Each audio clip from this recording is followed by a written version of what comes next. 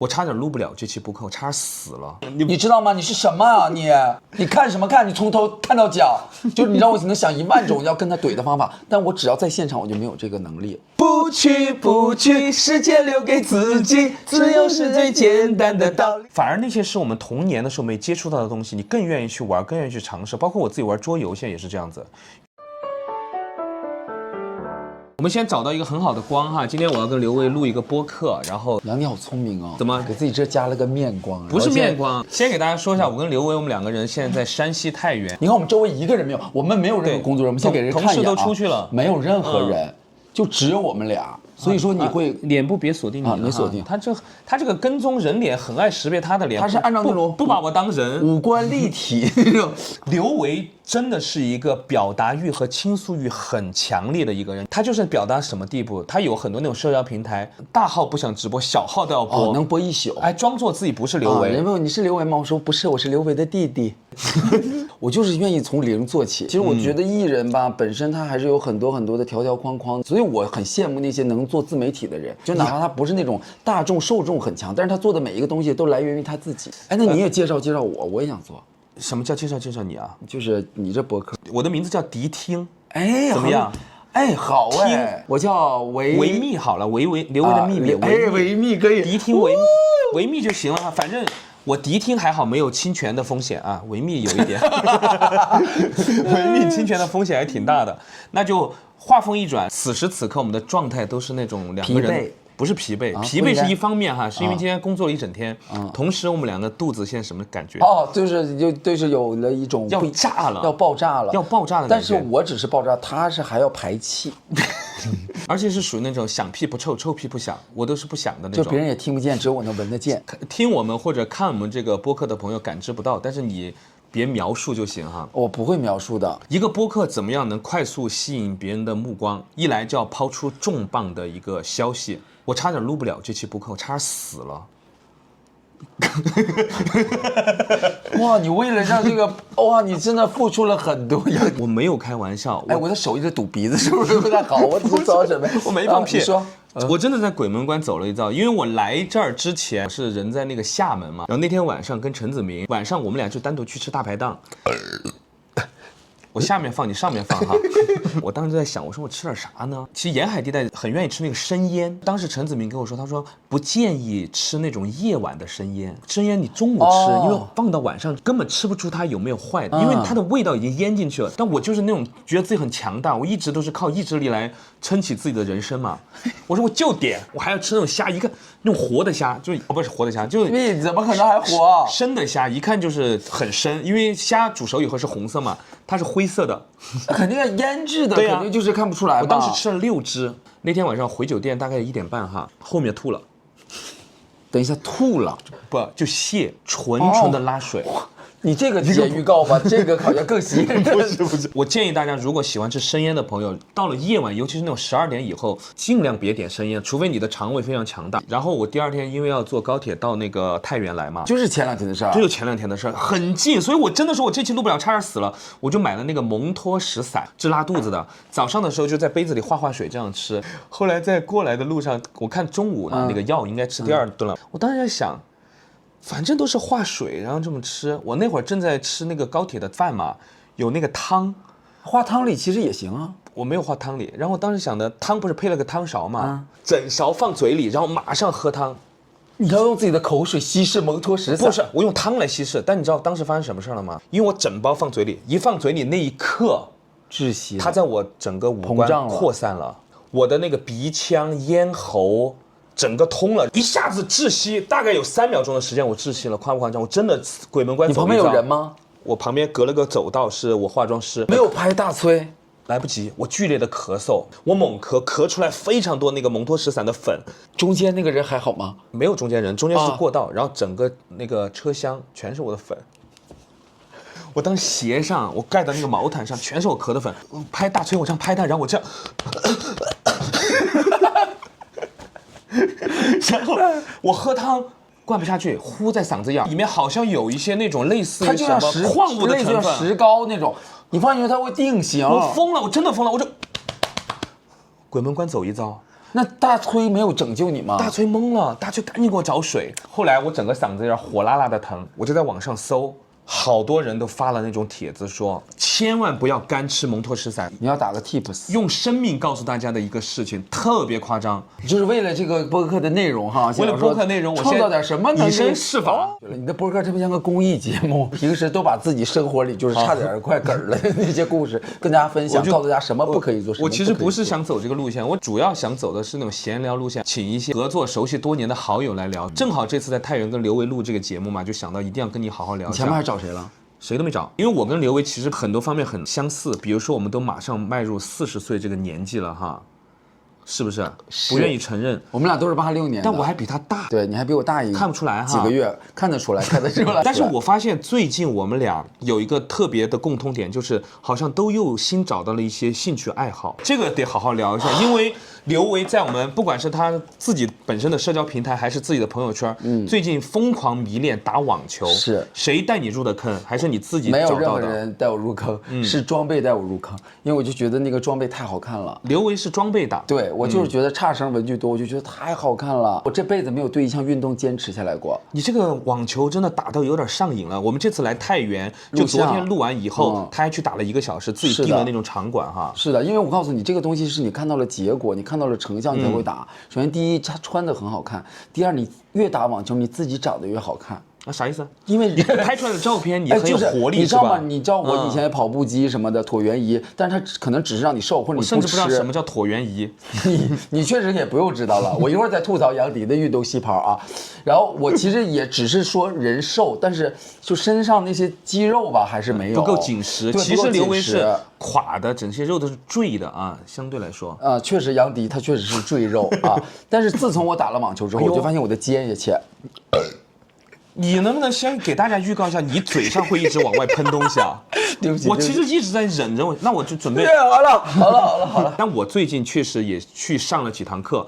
我刚开始，因为我们可能中国人从小接触乒乓球和羽毛球比较多，网球看它整个打起来那个节奏感，它感觉就跟那个羽毛球差不太多。我说有那么好玩吗？但那天有朋友订了1节课，我感受了一下，网球真的是有打击感的一个东西。就是你打到那一刻，你能明显感觉到你姿势正确之后，球是被你推出去的，你那声音都不一样啊，嘣嘣嘣不，我趁机放个屁。所以你就是上瘾到什么程度了吗？现在？我现在上瘾到就是我出差都一定会带网球拍，专属网球拍，专属网球衣服，就各种网球拍啊，各种衣服。但是我真的开始打了之后，其实我反倒不是特别 care 说我一定要用哪个装备，我更 care 的是这个装备的克重是不是适合我的。哇，好专业。手的握拍面大小是不是适合我？我可能更关注在一些就是专业的点上。你有几个拍了？现在？我现在有6、7个、7、8个吧。不说那些拍的费用了那其实那个拍不贵，1个8万。你闭嘴吧！你真的很讨厌。其实也是有不同的那个价格，但是我觉得其实现在你选拍的话，肯定还是要选适合自己的。所有的新手，如果你们想要入坑网球的话，作为刘维哥哥的一个给到大家的一个意见，就是希望大家如果买拍，其实可以买一个275克重的拍，因为这样不会特别沉。然后你的手柄可以买一个2号柄，男生女生买一个1号柄就好了，是不是太专业了？太过于专业。大家有没有快进啊？这一段啊，只是我个人觉得，如果你有时间有一些精力的话，可以尝试着去先学习一下，找那种我觉得你们突然拿起手机翻我跟他的聊天记录，你要找到什么？我觉得你们要学习杨迪老师。杨迪老师他其实他很感兴趣网球，但是杨迪老师没有买任何一个包，没有买任何一件衣服，然后他团购了一个100元的网球课。我怎么知道的？你是不是想说？他们跟我说的，说那个杨迪没买拍，然后去那儿跟人借的拍，他买了之后哈没坚持下来。但是我跟你讲，杨迪确实最近就是运动这方面啊，你说吧，老是就是在我面前说，哎，我早起游泳了，对不对？我晚上入冲了，嘿，我要去爬山了。但是我跟杨迪有爱一次有啊，我当时那一刻，我就惊呆了。我们就讲讲游泳的事儿好了。对，说到这里哈，我们话题还是要不能太散，对吧？对不起。我跟刘维是属于那种截然不同的人。我们这次同住一家酒店呢，我最近有一个习惯，就是住的酒店，如果时间充裕的情况下，我早上都会喜欢去吃完早餐再游个泳，就很爽。而且我去的比较早，一般8点45啊9点左右就去游了，然后那会儿基本上泳池没什么人。但刘维呢，他属于那种哈，我劝他来游，你要给他说尽好话，想他来陪你，他要一直问你水温如何，有点像温泉了。就差冒烟了。就放进去了之后，一般下水对不是都得那种试探一下？对，要慢慢适应那个温度。这边呢？这边是。哇，睡着了，就很舒适。然后我那天去游的时候完全没有人，游着游着来了一个类似于救生员，同时也兼教练的一个女生在那儿看我们游。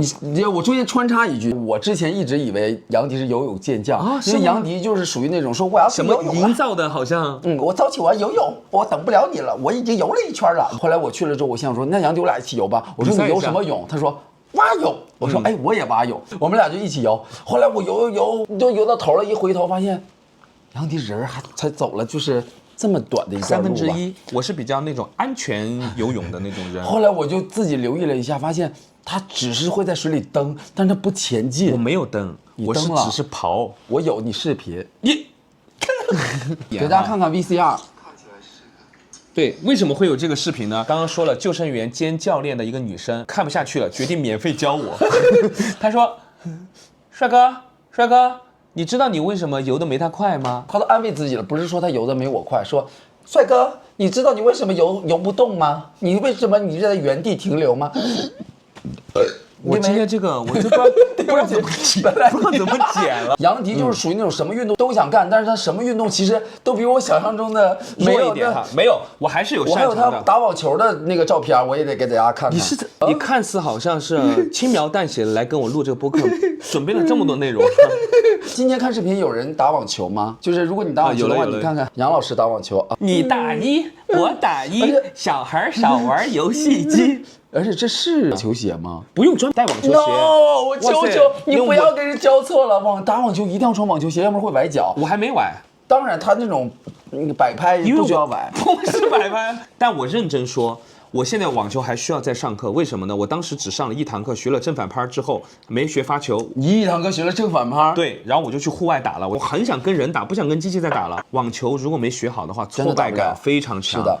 我真的那天被挫败了，是的，因为我觉得很多事情我努力都能学个大概，比如说游泳，比如说我最近玩的那个陆冲板，我还是都能走起来嘛。游泳我不是完全没动嘛，我还是动起来了，确实动了。网球你没有把那个基本上那些标准动作还有一些技巧学起来，你真的打不动。所以我决定再次回到屋里，跟教练学好以后，再走向。大众走向这个户外，所以我其实真实的想问一下刘维，因为我今年那个3山5岳的计划，还剩3座了，你真没有兴趣来爬一下吗？我觉得我真的愿意陪你爬一座，但我希望爬一座可以晚上不用住在那里，眼睛不要往这看。泰山不用住，因为泰山山顶都没什么地方住，好像就裹着羽绒服裹在那儿躺着。你能做能不能行？我不行，我只能去那种咱们去完之后拍照还能早收工那种有绳索的那种上去，然后再有绳索那种下来，我可以陪你。我在山顶与你相会。这次反正爬衡山，你其实错过了，因为我打算是缆车上，缆车下。但是我同事他们就听说有缆车很高兴，但是他们根本不知道北岳衡山是缆车到山腰要爬1个小时，还要爬1个小时。真的假的？他们还不知道，然后你把他们骗过去，已经答应了，他不能不去了，好惨！期待我到时候北岳衡山的 vlog 哈，看一下我团队解散。其实我爬山遇到很多有趣的事儿，我想跟你讲。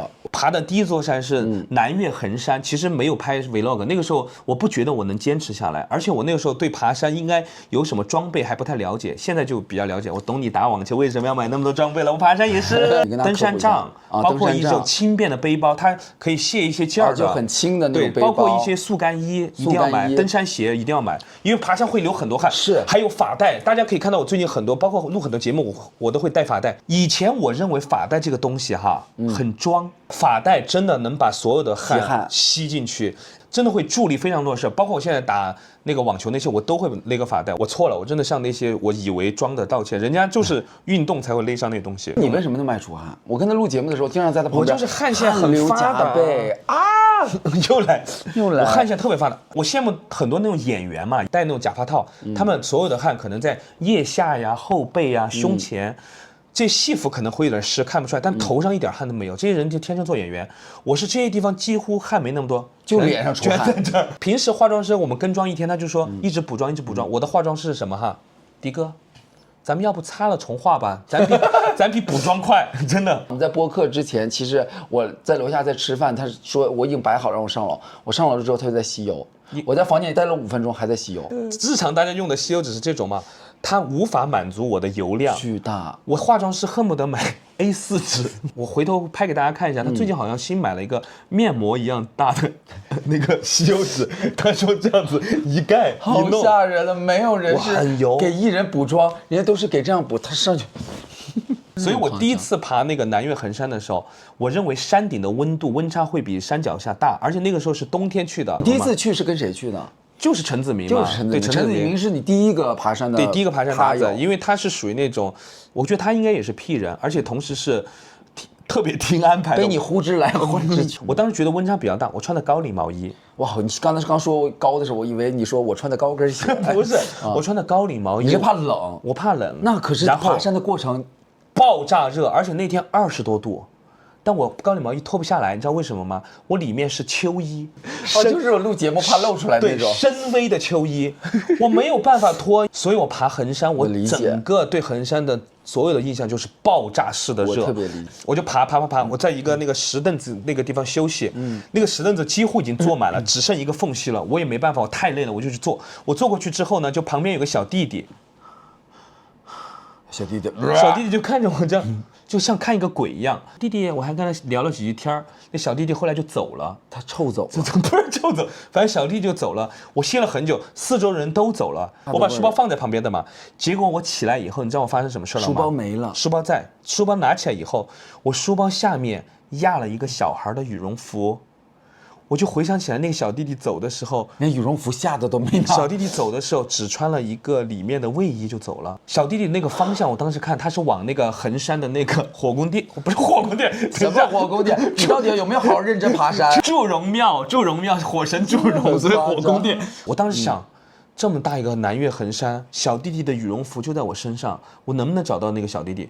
我爬整个南岳衡山，最终的目的就是要把那个羽绒服还给那个小弟弟。同时，我就看到那种胖胖的小胖孩，我就要看是不是那个小弟弟。然后我们就一路爬到那个祝融庙以后，完全没有碰到那个小弟他们。我说完了，这个羽绒服应该怎么办呢？但是我还想找，我甚至回来想发社交平台什么之类的，就是来寻找那个羽绒服。我说应该没希望了，不可能找得到。你知道我的那种自带那离奇故事的体质就发生了。我走下山道，寻常游客不会走下山道的。他们按照路标走的话，上山走这边，下山走这边，都是顺着这个道。我在这边突然看到有个大石头，拍那个有点那种马上要夕阳了，比较好看。我在那拍照的时候，突然陈子明叫我，他说他都有点激动，他说。我一回头，小弟弟小弟弟和他妈妈走那个下山道来了，他们走得巨慢，我就看到那个小弟弟穿着他的卫衣跟着他的妈妈，然后到处问说，大家有没有看到一个谁浑身很臭的小眼睛的一个男的把我？没有，那小弟弟说。我好冷啊！我当时特别激动，我说弟弟，我都快哭出来了，就像在，弟弟还在，就是这个在，我就像看到了一个我自己走丢的孩子一样。弟弟，你是不是丢了一件羽绒服？弟弟，没有。这故事精不精彩？没有。那最后这个羽绒服，鬼知道是谁的。后来我就把那个羽绒服放到一个失物招领，他们那边失物招领，师傅也要压石头下面放那个失物招领，因为我真不知道谁的了。那弟弟，我说那你今天没穿外套吗？因为看起来他那个里面那个衣服很像打底的。没有，他就是穿那个来的。我们俩其实听歌的有一些风格方面还是比较类似哈。哎呀呀。I'm a little butterfly, green and blue, make a color in the sky. I'm a Barbie girl in the Barbie world. Imagination, creation. 可以了 Come on, Barbie, let's go party. 所以我就给刘维说，我说我们俩是不是可以搞一首类似于这样的歌？就有点以前那种千禧年代的风格的歌曲，一拍即合，我们就开始琢磨这个事儿，然后就说这个歌我来写词儿，他来弄曲子，然后我们到时候把它揉杂一下就弄一弄哈。当时一直在想到底写个什么样的主题比较好，然后刘维当时想了说要迎合大家的日常一些生活的方面。其实当时想的就是关于朋友之间啊，可能我们生活里会用得上的。你本想写朋友圈吗？对，本来想写朋友圈。你给我点赞啊，对啊，你为什么看不见？明明给你回复不回复，却给我点赞，就类似这种东西。不给我留言，被我毙掉了。大家也感觉到刚才就完全没效果哈。不一定，不一定。如果大家觉得这个朋友圈可以的话，我们可以再写。我们再出朋友圈。后来我们俩就琢磨了一下，把日常生活做了一个结合，写了一首歌。这首歌的名字叫《不去》，因为我发现现代生活中有很多那种无效社交，一些应酬。现代人真不想去，哪怕我今天真没事儿，我只是想回家待着，我就是不想出去。我觉得这个不去能引起大家的共鸣，我自己就写了这个歌词儿，然后给刘维我们再进行一些小小的修改。本来中间有段 rap 词儿，后来觉得为了让大家学没必要，我们就口水化一点。最恐怖的是什么？我跟刘维在太原，今天是第2天了，我俩没在一起吃一顿饭，因为每个人消解压力和那个收工以后的方式不一样。第一次录制可能需要一些磨合啊，我们就耗了一些元气哈，我就必须要去我早已经收藏好的餐厅去吃饭，叫刘维一起，他逛街去了。我俩其实那一刻都很需要充能。我充能就是喝一碗那个羊杂汤，他就属于那种从早晨就开始往那个群里丢菜丁。只有涛涛陪我去了。我其实写这首歌有很大的灵感是我那2个同事，我都爬5座山了，我还请他们去张家界，什么都安排好，不去，真的不来，真的不来。算了，我觉得也理解。作为他们老板，可能我认为就是一起来玩桌游嘛，我们一起聊聊天，一起喝喝酒，以为是一种放松。对，他们其实觉得恶心。刘超也是。你其实很想跟他们当朋友是吗？对，我这边私底下我想让刘超陪我去逛逛街啊。其实逛街真没有人说，我逛街比你强多了。我玩桌游，逛街评理，玩桌游确实还可以。真的逛街还可以，逛街溜达溜达，买个冰激凌，然后吃，看看好看的东西，多开心啊，心情也好。你长期跟一个人，就算跟他关系再好，但是你们毕竟是在一起工作，然后你私底下你再想跟这个人在一块玩，其实人家想摆脱你，界限感还是要分清楚。其实是，所以我现在。也理解了，而且同时也为他们写了这首歌。不是还要用他们那个聊天记录给你做封面吗？都是他拒绝你的那个很快，而且今天晚上谁要去吃什么？我就不去了，我已经点了外卖了，这是化妆师的。然后另外一个说我今天不太舒服，我就不去。2个人都用到了不去这2个字，可见这2个字真的是出现率非常高的字眼。会唱吗？现在此时此刻突然让你唱，不想去，不想去，没任何原因，没任何原因，朋友们都要去冷静，冷静，情绪稳定。不去，时间留给自己，自由是最简单的道理。我发现刘维真是你没这么爱这个作品哈，没有啦。万一这个歌还行呢？因为你也知道我是打歌王。他真是，我是不管，他是按头给人安利，就是硬唱。只要那个艺人来了，或者不管我在录什么节目，有这种表演的机会，我都要唱。我要把这个不去走进千家万户，这个我对他是真的了如指掌。是，所以我们明天就会拍海报了，我就很期待我们这次海报的一个拍摄。然后我们说好了，各自准备一些服装啊什么的来拍摄海报。刘维什么都没准备。我没有，我还是准备了。因为我们这次录节目，你好像也没准备。没有，我还是准备了，只是有的时候就是在穿搭上可能需要一些就是灵感的碰撞。你说一下吧，你是不是一个很讨厌收行李的人？尤其是这种2、3天的工作。哇，你好会 Q 哦，你很专业。我想骂你，其实为什么不准备服装？不是，哎呀，能懂吗？不能懂。节目嘛，主题是一期是什么霸总，一期是什么 CEO。他霸总结束以后再没有衣服了。今天 CEO 他穿了个马甲，副导演全是兜那种马甲。而且他说我这个像那个 CEO 吗？我说行了吧，私服。杨迪是那种掐腰西装，那都勒得紧都不能再紧了，这腰线是这样式的。不管这个，但是如果刘维本身就是这种嫌麻烦不准备衣服的人，我也就算了。他是一个，我说剧本杀都要准备衣服的人。我们之前在北京玩了一次剧本杀。那个主题叫 Vogue， 刘伟准备了3、4套可以登上 Vogue 的品牌服装，没有给我用到，给我气了，给我呛。主要他跟我渲染的，他说这个咱们一定要玩，一开场就走秀。刘维，你一定喜欢，绝对喜欢，因为关于时尚主题，同时有一些剧本杀悬疑的元素。刘伟准备的非常认真，也看了很多网友就是发的一些反馈，好像那边有些置景啊什么的弄得还挺不错的。就是结果我们找的那家，那个一出来之后根本就没有什么走秀，一开始的就是一个 NPC 要 Q 了一个流程，然后一个女孩一束追光跟那。穿着拖鞋，穿着夹脚拖鞋，家人们注意重点，而且还不给开空调，给我冻懵了。去屋里找那个警察是一个人，后来要探案又找另外一个人，还是那个人扮演的头一个人。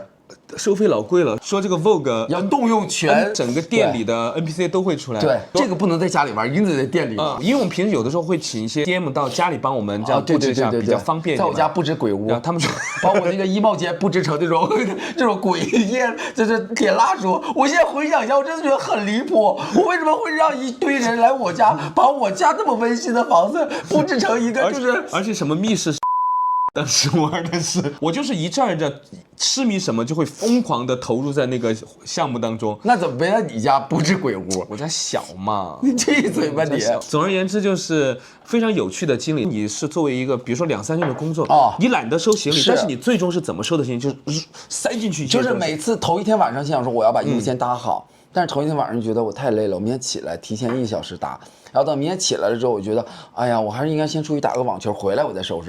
然后等我回来了之后呢，我看着我那些衣服说，哎呀，算了，就这么几天，就随便穿上得了。这衬衣可以连穿3天，这黑裤子晚上换个款式也看不出来。好，就换个外套行了。现在我最流行戴的就是一件白衬衫带10条领带。你看我这2天穿的衬衫，你没换过是吗？没换过。你是 P 人对吧？我是 ENFP。你看，我是 P 人，你是 J 人。ENFJ。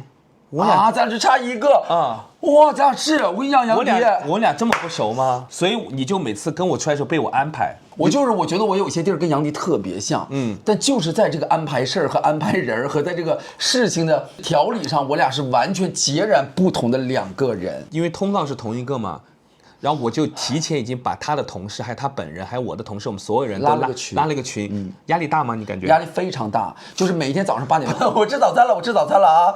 谁下来吃早餐？然后我说我下来。杨迪已经站在电梯门口说不好意思，我现在去游泳了，你自己吃吧。就他每个时间卡得很准。后来我就去游泳池找他，然后他定了闹铃，9点50我要上楼了，真的很夸张。然后他9点50上楼了之后，头也不回，因为我们是那个10点半要出发，10点25就跟我说。刘维，准备好了吗？我要下楼了。本来我下楼比他慢，我说，哎呀，算了，杨迪就先上车先走了，我是后上车。结果他那个司机迷路了。这个是我最生气的。第一次录影，第1场，第1天，大家都会到，包括还有开机仪式，就会很看重一个新节目的一个开机仪式。对，我迟到了。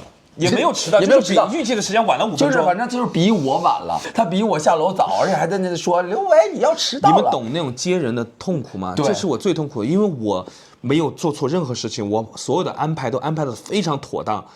我晚到了。杨迪就是那种很赶的人，他是每天安排的时间他就很赶，包括我们录完播客，他现在也很赶，他想录完了之后马上去录冲，但是时间安排得很紧，我觉得跟他在一块儿。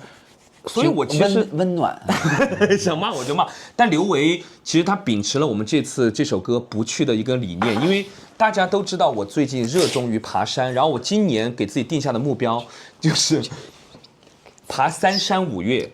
我们到了山西太原，那都知道北岳恒山就在山西大同，坐高铁就能去。我就想把刘维一起叫去，因为北岳恒山也好爬，像个公园一样的，你别动了，就很好爬。拍个 vlog， 然后再顺便再唱唱歌什么的。而且我们俩最重要的是，我们那天完了之后，下一份工作咱俩还是在一块儿的。这是最气人的。齐聚在山东威海就继续工作，是挨着的。他那2天回北京。P 人们，你们能懂吗？P 人们，对于我们来讲，我们觉得工作已经很辛苦了。爬山是一种放松，好不容易休息下来，我还要被安排。但你出去玩以后，给你安排的挺好，你 OK 哈？就只要不让我早起，P 人这个人吧，就是不爱早起，就是你得让我睡好。哇，这睡觉这件事你不能给我压力，因为你睡觉给我压力，我这一天什么也干不好。未来你们只要有想拒绝别人的时候，不好意思直接 say no 的时候，可以放弃我们这首歌。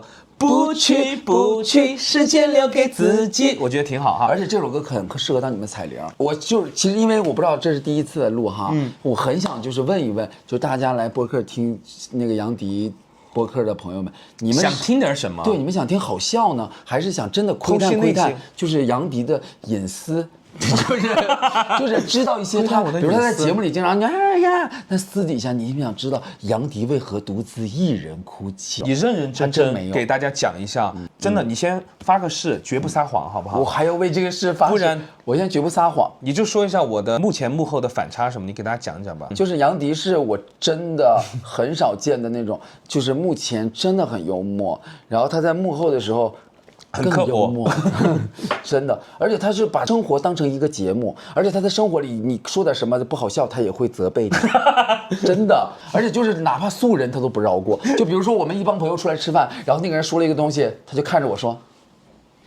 好笑吗？我没有这么刻薄，他真的是这样，他就是那个幽默判官。我会用更幽默的方式来化解那个笑话带来的冷场，因为我有那种冷场病，我就是必须得热络起来。因为好像感觉好像喜剧人哈，就是目前喜剧幕后肯定稍微都会不怎么爱说话，阴郁一点。他不是，话很多，他何止话很多，他走在大街上生怕别人不认识他，就是可以跟所有的路人互动。然后我那个纯粹是为了逗你玩，而且他真的就胆儿很大，他明明看到那边路人，他假装没有看到，说哎你们看这边，然后看到这边看路人啊，就是在那演，然后他整个就是自己每一天戏好多，但是真的很适合做一档节目。但是通过今天来说，你其实也是艺人，那你应该不畏惧那种场面啊。我非常畏惧，而且我跟你真的是截然不同的，就是完全不一样的性格。只要但凡是陌生的，比如我们现在在录这个节目，每一天来，其实见到陌生人非常多。其实我都很焦虑。我其实最焦虑的就是我登上台要跟所有人打招呼的时候，不知道怎么打，是不是？就是我不知道该怎么表达。所以刘维最后的那个啊，选择就是都不打招呼，也没有了，都开始造谣。我最好的方式就是上了台就鞠躬，这样鞠躬的话，就别人看不到我的眼睛，我就不需要那个。我说老师好，老师很有礼貌，然后又让觉得就我又不需要那个什么。刘维有时候礼数周全到都已经大家都不知道怎么接，说老师不用跪在那儿，没有了，得有跪。这是我一种自我的保护方式。你觉得这样子反而是自己比较舒服的一个状态？就我觉得我反倒把自己就是先把自己放低，这样别人就不会再挑我哪句话说的不好。就比如说。我跟你录节目的时候，哪一个老师来了，我可能一开始第一眼没有认出来，我到后面可能是录在上半场，我都在后悔之间看到谁没认出来，我就觉得当时是不是没有跟人表达我那种，哎你好，好久不见，或者什么样，我又会觉得是不是没有说，好，包括名字，因为很多人的名字我就很怕记不住，这就属于。现在很多人的一种通病，有的是容易内耗，是吧？哎，对，反复带入别人的那个视角，觉得别人是不是那一刻有一些不舒服的感受哈。我就还好啊，你不是还好，你是完全没有。我好像没有特别内耗的事情，包括很多人午夜梦回会在想今天跟谁起冲突矛盾，当时吵架没吵好啊什么的。其实我这种事儿比较少，因为我当时就要吵好。他当时吵不好，他会当时发脾气，他不太会留到晚上自己躺在床上。我会返回去再进行2次争吵。我前2天就是被气的，我都要气死了。真的假的？你当时是我都要气哭了，就是有一天我去打网球，然后我去网球场，我找不到那个地方，因为我第一次去那个球场，然后我就推开了某一个球场的门，就发现那里确实有人在打网球，但是好像是一个明星啊，而且是一个巨星。好，然后我出来了之后，一个男的突然就看着我，你怎么进来的啊？就是我觉得这是一个公共场所，然后我就跟他说，我说，哎，老师不好意思，我找不到哪个楼了，然后他就看着我说，你先告诉我你怎么进来的，你从哪个门进来的？我肯定我已经炸了。我说我也不知道我是从哪个门进来的。我说因为我第一次来这，我对这不熟。但老师，您能告诉我那个怎么走吗？你还在拧的啊！我当时因为我那一刻没有反应过来，你知道人刚被欺负的时候，那一刻你不可能第一时间反应过来。然后那个老师就说，在那边啊，那你是从哪个门进来的呢？就是还在质问我，我当时就是气得都不行了。其实我生平最不能忍受的就是什么话不能好好说，那个人的态度决定我的态度，而且他审视我，从上就是看这么就这么看，我要跟你夸张一点，我都不姓刘，而且他连站起来都没站起来过，他一直坐在那儿，我站在那儿就像一个被教训的小学生。然后你真的就默默的离去，真的我那一刻我就也没反应过来，我跟他吵架，我后来又说我老师我就是确实我走错了，我想找那个门，他说你从这儿出去吧，然后我就出去了，出去我越想越不对劲儿，我凭什么呀？然后你一气之下你就我一气之下我就发了个朋友圈，我说我刚才好委屈，然后哎，我看到这个朋友我发了，我完全没管你啥事儿哈。你完全没管，因为你可能习惯了。我跟你说，我真的要气哭了。然后别人说你该回去理论呐。你因为发那个朋友圈就会会有一些朋友来问什么事儿，你就正好可以给他倾诉一下。你是很多时候以倾诉的方式把这个事情给化解掉哈。对，就是背地里骂人。但是因为你转过去你理论，你会怕事情更大，还是说你不知道如何理论？就是我觉得算了。但是我只是那一刻，我就觉得当下为什么要这样？就是我当下为什么没有直接怼回去？我说你为什么要这么跟我说话？你也怼不回去，你凭什么？你知道吗？你是什么啊？你看什么看？你从头看到脚，就是你让我能想10000种要跟他怼的方法，但我只要在现场，我就没有这个能力。艺人其实人都还挺好的，但真的很怕他身边有一些就是很可怕的工作人员。其实很多时候大家只会觉得。这个工作人员这样做，一定是那个艺人本身的个性和他的指使才会导致工作人员有这样的行径。所以我只要给我的工作人员，我就会给他们说，一定要和气生财，这是我们的基础。任何事情都要有礼貌的去跟别人聊，因为第一时间那个态度会决定很多事情，对吧？这非常非常重要。说到冲突的事儿，我想一下，我爬山有没有冲突哈？我讲一个那个很诡异的事情。张家界好几个景区，我们第一天是天门山，后面是那个杨家界、阿凡达取景地啊什么之类的。另外一个朋友大鱼，我们就有一个那种栈道，我们在那儿走来走去的逛。经过一个栈道的时候，就出现过很诡异的事情。有一个女生，她就趴在那个地方嘛，人都会从她背后经过嘛，她这样的瞪你，瞪每一个人。我从她旁边过的时候，我说我不确定她是不是瞪我，但是我这样。用斜眼看了一下，确实是瞪着我们。我当时我说他是什么意思呢？后来经过以后，我还说哇，你们看到他的眼神没有？他们说看到了，就以为只是一个小小的插曲。结果第二天到另外一个景区之后，又在那儿。那个杨家坪那边的景区是需要中间坐那种巴士车的嘛？那个第二天只剩我大鱼2个人了。涛涛我同事不去。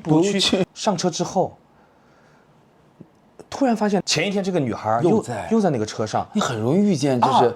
他跟我们行程是一模一样的，然后给你印象深的。然后我旁边那个大鱼呢，他就是属于那种可能说话的时候也不避着人哈。这个好像是昨天那个栈道上瞪我们那个女孩哈。其实有的时候你要说别人什么的时候，你眼睛别看着别人。那个大鱼就这么，那女生好像就大概就听到一些他这样看，就有所察觉，好像在说到他了。正常我们俩是坐后面有位置，那个女生是站在那个走道上的嘛。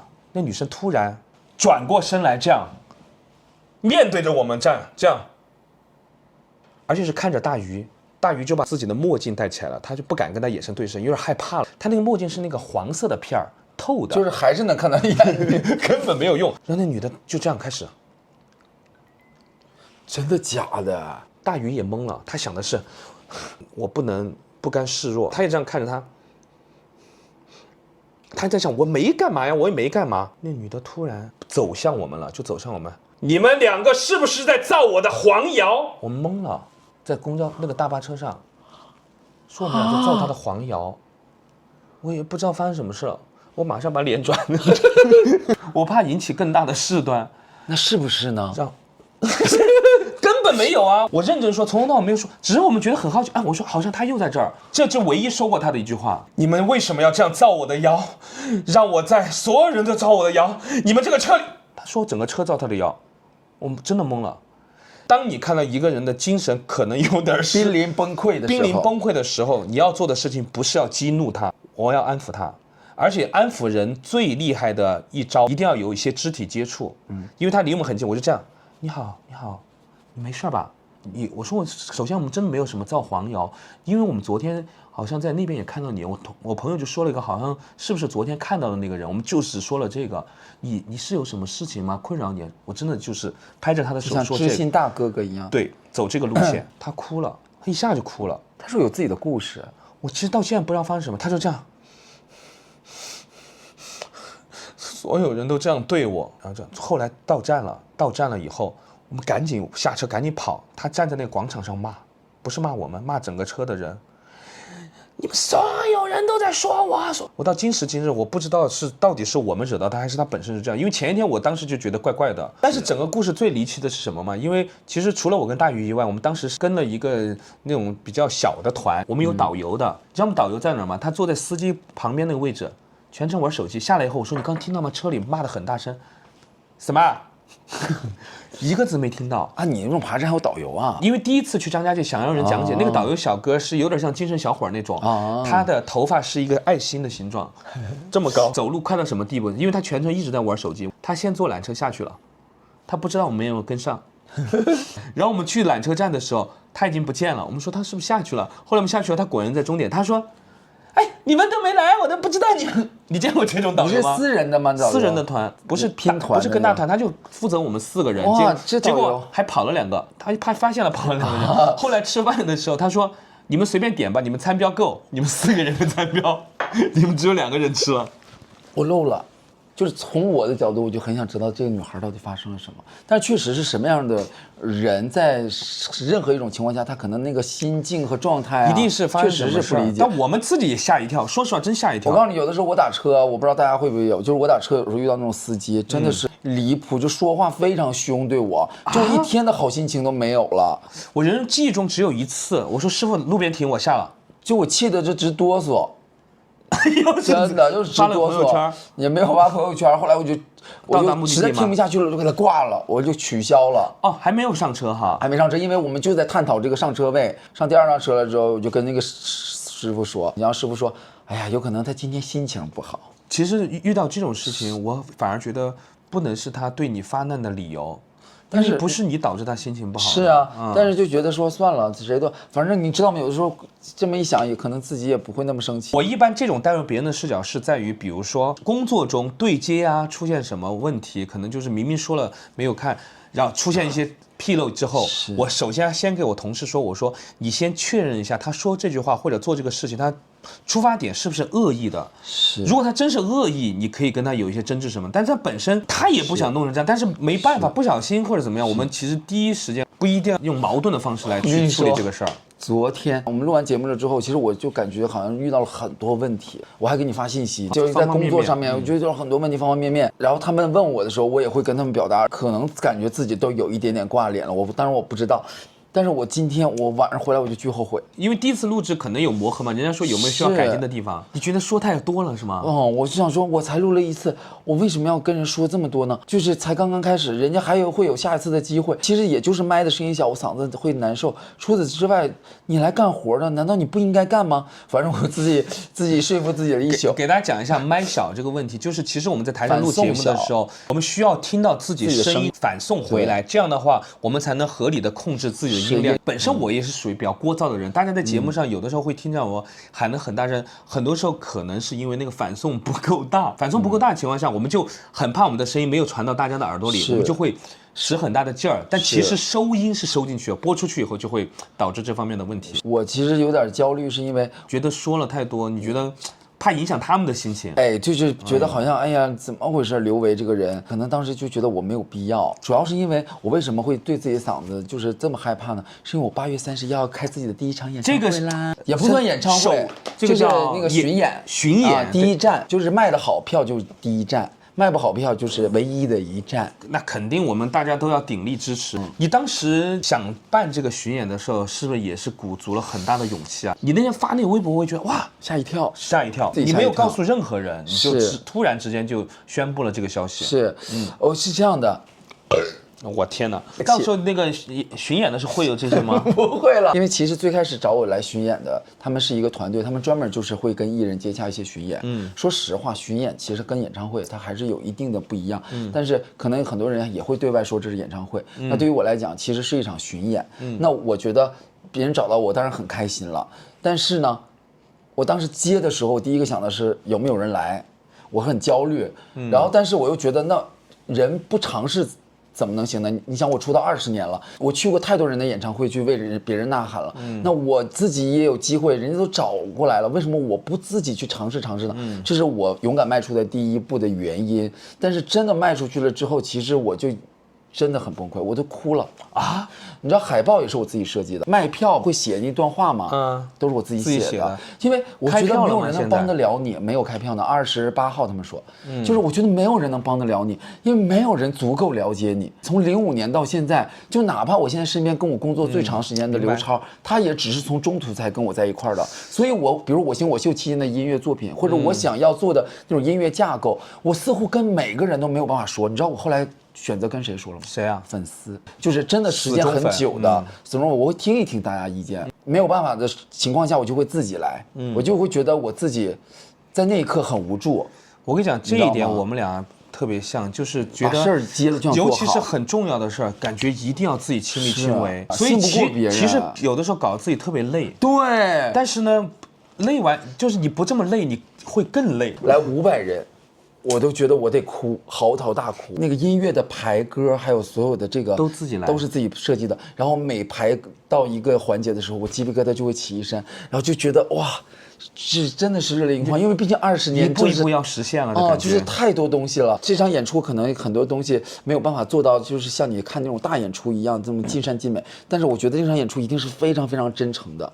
就是一定，如果你看过《我行我秀》，看过《火星情报局》，或者你看过《中国好歌曲》，或者你看过，反正就是巴拉巴拉，就是我觉得你一定会在里面还是会找到一些共鸣的。因为我一直在每一个环节，我在想什么样的音乐可以不是说只是我喜欢或者我的歌，我能唱出来让所有人都觉得是开心的。所以我觉得这个里面真的是太多太多心血了，但是我也不想自我感动。我希望就是如果你们真的就是在深圳的朋友，如果有机会的话，不一定深圳，全国的朋友想来的都能来。深圳吧，反正就是希望大家真的能来吧。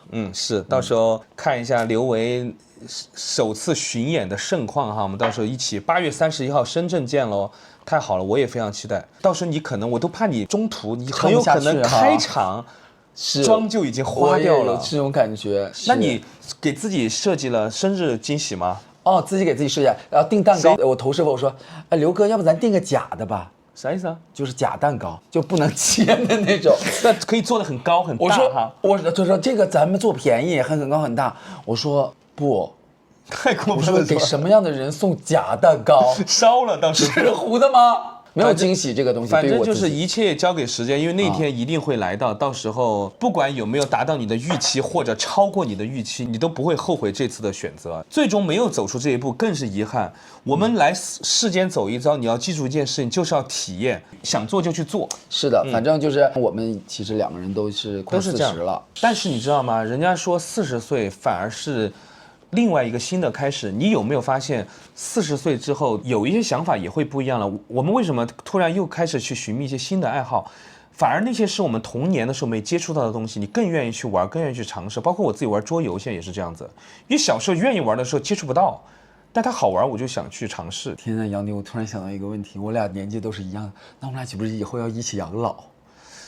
养老院哈。有的时候我很难陪刘维，因为逛街那些，我直接就不去，时间留给自己，自由是最简单的道理。我逛街真的痛苦。最后我再表达一句，就是我希望大家可以通过这个播客，除了觉得就是听到杨迪讲好笑的笑话之外啊，因为我作为他的朋友，我觉得杨迪其实他是一个思想，包括他的大脑里面蕴藏着很多很多很深奥的哲理。也没有，真的，我觉得你们在跟他聊天，在听他播客的时候，不一定只听他好笑，请你往细听，我细听发现还是讲好笑的比较好一点。定了一个人生终极目标，也是看了一本书叫《超越100岁》嘛，真的想往100岁拼一拼。你爬山是因为那本书？我爬山其实跟那个书还没多大的关系。那你为啥爬山？就是看金庸小说啊，金庸先生的小说那个《笑傲江湖》嘛，里面写的五岳剑派，我就觉得写的挺好，把中国的五岳写成了5个门派，然后我就很想去真的实地去感受一下。可是你看过那么多年了，为什么突然就在这一年？其实早就想爬，但是一直没有落实下来。直到我今年先去了南岳衡山之后，那一刻既然已经开始了，我这个人属于开始一定要结束。爬着爬着，你看我现在还剩3座山了，3座山爬完你就结束了。不会再爬了。不，我就开始爬外国的山，爬中国必爬的40座大山。哎，喜马拉雅你没爬？我现在还没有到那种就是可以，他那个是攀登者的地步了，攀登者了，这个是氧气罐了，有那个悬空寺还是值得一看的。聊差不多了。对，记住最重要一件事情就是8月31号一定要在深圳，有时间、有精力、愿意来就可以来看一下刘维的这个首次的巡演了，有没有名字就取了吧？我对吧？19、20嘛。哎，你怎么知道？19岁出道20年，然后19加20是39，是我正好那天过生日的年纪。你看我自己，那我们就一起在这个不去的音乐声中。